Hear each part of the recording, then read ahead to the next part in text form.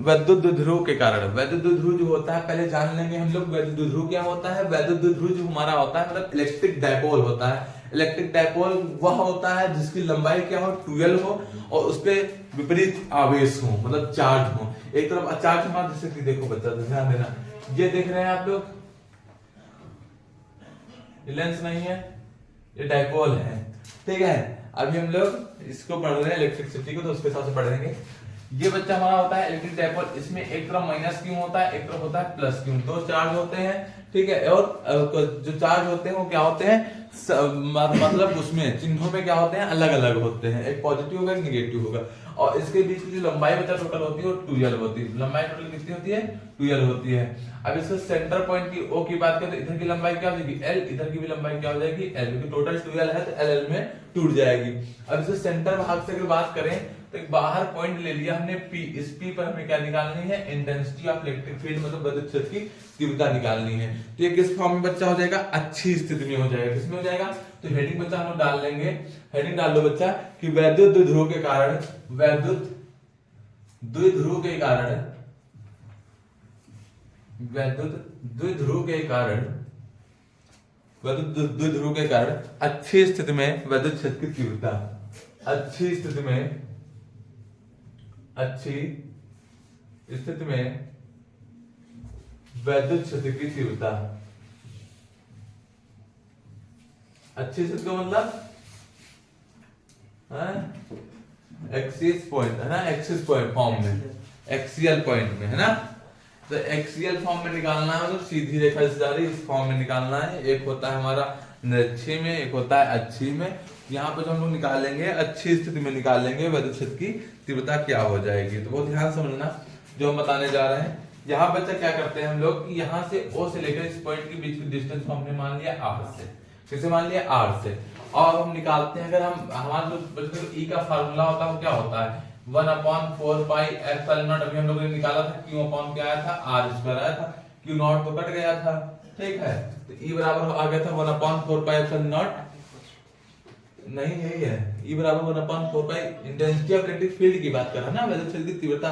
न कि हमसे बोल पूछा फोर्स, फोर्स नहीं निकालना है, इंटेंसिटी ऑफ इलेक्ट्रिक फील्ड ही निकालना है। वैद्युत क्षेत्र की तीव्रता का फार्मूला यही आया था ना, एक Q तो कट गया था वहां से, तो Q अपॉन R² आया था।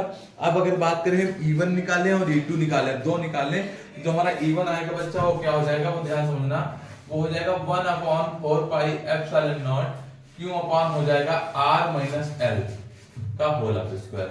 R माइनस L कैसे हो गया मतलब ध्यान समझना, अगर यहां से हम E1 हो जाए और इस पे E2 निकालें, तो जब यहाँ E1 निकालेंगे तो पूरे R में से जब L माइनस होगा तभी तो ये R माइनस L निकलेगी, यहाँ पर R माइनस L आएगी। और जब पूरी यहाँ से निकालेंगे तो यहाँ तक हमारी L और आगे क्या जुड़ जाएगी? पूरी R, तो R प्लस L पूरी हो जाएगी। बात समझ रहे हो नहीं समझ रहे हो? तो पहले तो E1 निकाला तो ये आ गई, तो इसको बच्चा हम लोग क्या लिख देते हैं? Equation first. और E2 निकालेंगे तो बच्चा क्या आ जाएगी? 1/4 pi epsilon naught, Q upon बच्चा हो जाएगा R प्लस L का होल स्क्वायर। समीकरण हो गई 2। तो E1 और E2 को ऐसे निकाल लेंगे, पहले Q upon R1 minus R minus L का होल स्क्वायर हो जाएगा, और प्लस Q के लिए, ठीक है, माइनस Q के लिए ये हो जाएगी।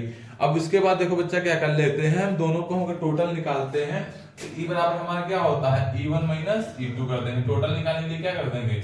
E1 में से E2 को माइनस कर देंगे, तो E बराबर क्या हो जाएगा? E1 की वैल्यू देखो क्या है? 1/4 pi epsilon naught, Q upon हो जाएगा बच्चा R माइनस L का होल स्क्वायर, माइनस E2 की वैल्यू है 1/4 pi epsilon naught, Q upon R plus L का होल स्क्वायर। दोनों में बच्चा कॉमन क्या मिल रहा है हमको? दोनों में कॉमन मिल रहा है 1/4 पाई एप्सिलॉन नॉट, Q भी कॉमन मिला तो Q भी ले लेते हैं, 1/R माइनस L का whole square minus 1/R plus L का होल स्क्वायर। कॉमन मिल जाएगा बच्चा। कॉमन लेने के बाद बच्चा हम क्या करते हैं? एलसीएम अंदर ले लेंगे, बाहर का वैसे तो सेम टू सेम लिख देंगे। बहुत प्यार से, बहुत ध्यान समझना कैलकुलेशन। बायो वाले बच्चों को थोड़ा ज्यादा दिक्कत होती है कैलकुलेशन में, तो अगर ध्यान समझेंगे तो उनको भी समझ में आएगी। ठीक, R माइनस L का होल स्क्वायर है और साथ में हमारा R प्लस L का होल स्क्वायर। देखो बायो वाले बच्चों को देख बताए हैं, जो समझ पाओ बहुत बढ़िया, जो ना समझ पाओ याद कर डालो, बात सही है। अब इतना मेरे पास टाइम नहीं है कि तुमको लासा वासा सिखाया, एलसीएम एलसीएम सिखाया जाए, तो ये सब नहीं सीख पाओगे। अगर छोटे बच्चे पढ़े होते तो आज इस मोड पे ना होते।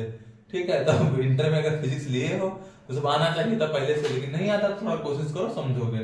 ये इधर का रखो, ये इधर का रखा जाता है, एकदम सिंपल सा होता है, इसमें लेना दोनों को उठा के नीचे रख दो, इसको इधर भेज दो, इसको उधर भेज दो, कोई दिक्कत। तो इधर आएगा तो हो जाएगा r प्लस एल का whole of square minus r minus L का होल ऑफ स्क्वायर, ये चीज हो गई। अब आगे क्या करते हैं बच्चा, हम लोग e बराबर निकाल देते हैं 1/4 पाई एप्सिलॉन नॉट क्यों।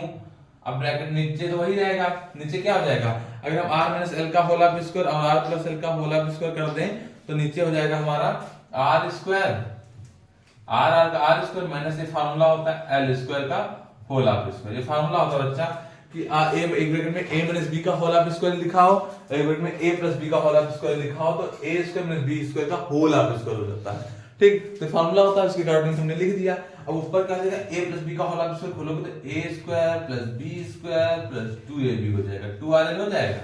ऐसे माइनस बाहर लगेगा तो निश्चित बदल जाएंगे, a square b square a plus plus होता है माइनस लग जाएगा क्योंकि बाहर माइनस है, माइनस का 2ab 2rl, ठीक, प्लस का हो जाएगा तो l से l कैंसिल हो जाएगा, r से r कैंसिल हो जाएगा क्योंकि विपरीत चिन्ह के हैं, प्लस का एक माइनस का। तो ऊपर बच्चा बचा क्या, देखो यहाँ पे बचा क्या, e बराबर बचा 1/4 पाई एप्सिलॉन नॉट क्यों, ब्रैकेट में क्या बचा हमारा, ब्रैकेट में बचा 4rl, क्या बचा 4rl, बटे में बचा क्या हमारा r स्क्वायर माइनस का l स्क्वायर का होल ऑफ स्क्वायर, इतना बचा। यहाँ देखो बच्चा क्या हो जाएगा, अगर हम l की वैल्यू बहुत छोटी कर दें, बोल दें कि l स्क्वायर जो है वो क्या है, बहुत ही छोटा है, तो l स्क्वायर को क्या कर देंगे हम लोग नगण्य मान लेंगे, ठीक है। l स्क्वायर जो है बहुत छोटा है, ठीक, किससे, 0 से, इसको ले उसको नगण्य मान लेंगे तो शून्य के बराबर मान लेंगे, तो l स्क्वायर को हटा देंगे तो यहाँ से क्या बचा, e बराबर बचा 1/4 पाई एप्सिलॉन नॉट क्यों। अब यहाँ पे इसको तोड़ सकते हो क्या, 2 into 2, 4 को 2 into 2 लिख सकते हैं कि नहीं लिख सकते हैं, और rl वैसे वैसे लिख दिया। अब इसका मान 0 हो गया तो क्या बचा r स्क्वायर, और बाहर स्क्वायर बना तो r की पावर कितनी हो जाएगी, 4 हो जाएगी, है ना, r स्क्वायर और बाहर एक और स्क्वायर तो r की पावर 4 हो गया। e बराबर क्या हो जाएगा बच्चा 1/4 पाई एप्सिलॉन नॉट, ये 2, ये वाला 2, ये l और ये q। देखो अभी ने बच्चा बताया था p बराबर होता है इसकी लंबाई और q के बराबर, इसका चार्ज और इसकी टोटल लंबाई का जो प्रोडक्ट होता है वो p के इक्वल होता है। p क्या होता है, वैद्युत ध्रुव आघूर्ण होता है, ठीक, डायपोल मोमेंटम होता है वैद्युत ध्रुव आघूर्ण। तो इसकी जब हम बच्चा क्या लिख देंगे, p लिख देंगे तो q और 2 और l चला गया तो बचा क्या, बच्चा देखो बच्चा क्या 2 बचा, p तो इसकी जब लिख दिए 2 बचा और साथ में बचा r, नीचे r की पावर कितनी थी 4, तो एक r एक नीचे से r कैंसिल हो जाएगा तो बचेगा बच्चा क्या 1/4 pi epsilon not 2p upon बचेगा r क्यूब। यही हमारा क्या रहता है बच्चा, फार्मूला रहता है। तो बहुत ध्यान से हम लोग पढ़ेंगे तो पक्का समझ में आएगा, कोई बड़ी चीज नहीं है, आराम से समझो और करो इसको, कैसे भी ना कैसे तैयार कर लो। लास्ट टाइम चल रहा है हम लोग का पढ़ाई का, ठीक है बच्चा, तो बहुत ध्यान से इसको बच्चे पढ़ लो। ये आपके हर सेट में आते हैं क्वेश्चन जो हम आज आपको कराएंगे, जैसे कि न्यूमेरिकल हमने जो अपलोड किए हैं वो सारे न्यूमेरिकल ऐसे हैं जिनके न्यूमेरिकल पढ़ने के बाद आपको एक भी न्यूमेरिकल छूना नहीं पड़ेगा। वैसे इसको भी आपका ऐसा ही माहौल है, अगर एक बार डिरेक्शन कर लोगे तो इसके बाद कोई डिरेक्शन फंसेगा नहीं, ठीक है बच्चा। जल्दी जल्दी लिख लो, आगे बढ़ते हैं।